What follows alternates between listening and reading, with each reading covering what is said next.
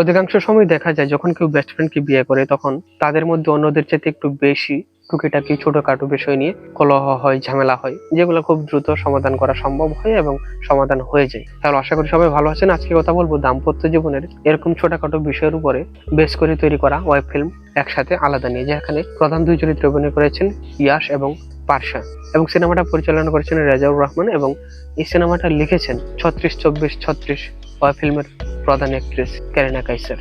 তো আজকে কথা বলবো সিনেমাটা কেমন এবং সিনেমাটা কি ভুল মেসেজ দেয় কিনা, এবং সিনেমার কয়েকটা ভালো মন্দ সাইড নিয়ে কথা বলবো। ওয়েব ফিল্মটার কথা যদি আমি বলি তাহলে বলবো এটা একটা অ্যাভারেজ মানের কাজ, কেননা এটার যে কন্টেন্ট এবং এটার যে গল্প উপস্থাপনা এবং এটার যে মেসেজ, সেগুলো যদি আপনি টোটালি চিন্তা করেন তাহলে বলবেন যে এই ধরনের গল্প আমরা আগেও দেখেছি, সুতরাং এই গল্পটা নতুন কিছু না। আর আরেকটা ব্যাপার হচ্ছে সিনেমার যে উপস্থাপনা এবং এন্ডিং দেওয়া, এগুলো হিসাব করলে বেশিরভাগ ক্ষেত্রেই কি এটা আসলে নেগেটিভ সাইডটাই বেশি উপস্থাপনা করে। সব মিলিয়ে হিসাব করে যদি আমি বলি তাহলে বলবো এটা একটা পজিটিভ মাইন্ডের কাজ হতে পারতো, কিন্তু এটা একটা নেগেটিভ থিঙ্কিং এর কাজ হিসেবে আমাদের সামনে উপস্থাপন করা হয়েছে।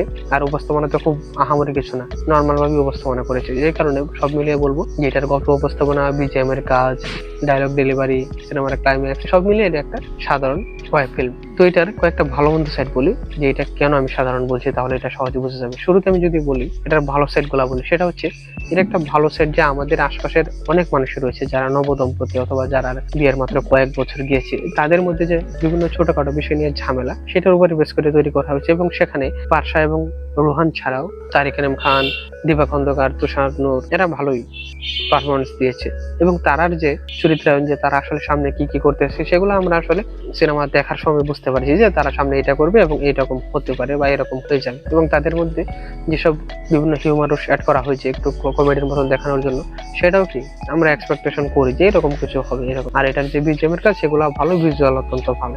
আর এই নেগেটিভ সাইডটা যদি আমি বলি তাহলে বলবো যে এটার গল্প উপস্থাপনাটাই নেগেটিভ। কেননা আপনি যদি দেখেন যে যারা নবদম্পতি এবং যারা বেস্ট ফ্রেন্ড থেকে বিবাহের মধ্যে প্রবেশ করেছে, তাদের ক্ষেত্রে একটা এক্সপেকটেশন বেশি থাকবে যে আমাকে এমন করে কেয়ার করতো বিয়ের আগে, এখন এরকম ভাবে করছে না। আপনি বাস্তবতা দেখতেই পারবেন বা বুঝতেই পারবেন সহজে যে তখন মানুষের মধ্যে রেসপন্সিবিলিটি বেশি থাকে, সেই কারণে এত বেশি আবেগ দেখানো অথবা এত বেশি কেয়ার করা বা শুধুমাত্র স্পাউসকে টাইম দেওয়াটা আসলে সবসময় সম্ভব হয় না অধিকাংশ মানুষের ক্ষেত্রে।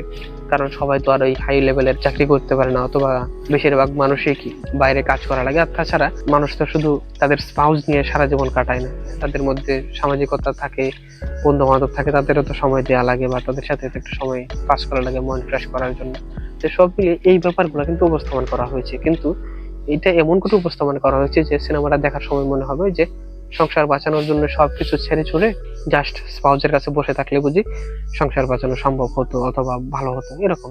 যেটা আসলে নেগেটিভ থিঙ্কিং নিয়ে আসে আমাদের মাথায় যখন আমরা সাধারণ অডিয়েন্স হিসেবে এটা দেখি। আরেকটা হচ্ছে যে দেখেন, যখন আপনি ফ্যামিলি গল্প দেখবেন অথবা ফ্যামিলি অডিয়েন্সকে টার্গেট করবেন, তখন তো বেশিরভাগ ক্ষেত্রে সেটা পজিটিভ থিঙ্কিং এ বা পজিটিভ এন্ডিং এ দেখানো দরকার। কেননা আমরা সবাই চাই যে যে কোনো গল্প যেগুলো ফ্যামিলি বন্ডিং এর উপরে তৈরি করা, সেগুলো যাতে পজিটিভ থিঙ্কিং এ আমাদের মাথায় নিয়ে আসে। কিন্তু এখানে দেখেন তারা ফ্যামিলির সিনিয়রদের কথা অমান্য করেও শেষ পর্যন্ত তারা সিনেমাতে ডিভোর্স নেয়, এবং তারা দেখা যায় যে কি ডিভোর্স নেওয়ার পরে খুব হাসি খুশি বা তারা তাদের বেস্ট ফ্রেন্ডকে আবার ফিরে পেয়েছে এই টাইপের গল্প গুজব করতেছে, এবং তারা ট্যুরের মতন সে কাজটা করতেছে।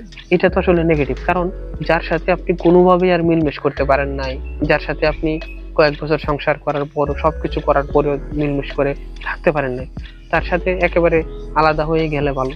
সেখানে আলাদা হয়ে গিয়ে ডিভোর্স নিয়েও কেন আপনার একসাথে থাকা লাগবে? তাহলে আপনার কি এই লিভ টুগেদার বা বিয়ে ছাড়া যেসব ইন্টিমেসি করা হয় এইগুলার প্রতি ইন্টারেস্ট বেশি হয় এরকম মনে হবে না?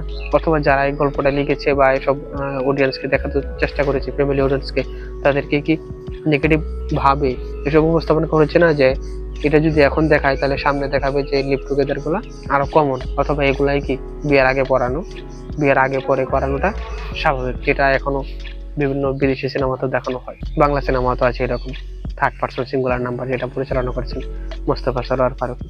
সুতরাং আমার কাছে মনে হয় সব মিলে এখানে নেগেটিভ বিষয়টাই পরিচালক উপস্থাপন করতে চেয়েছেন, যা একজন ফ্যামিলি দর্শক হিসেবে আমার কাছে মনে হচ্ছে এটা ভুল মেসেজ দিচ্ছে।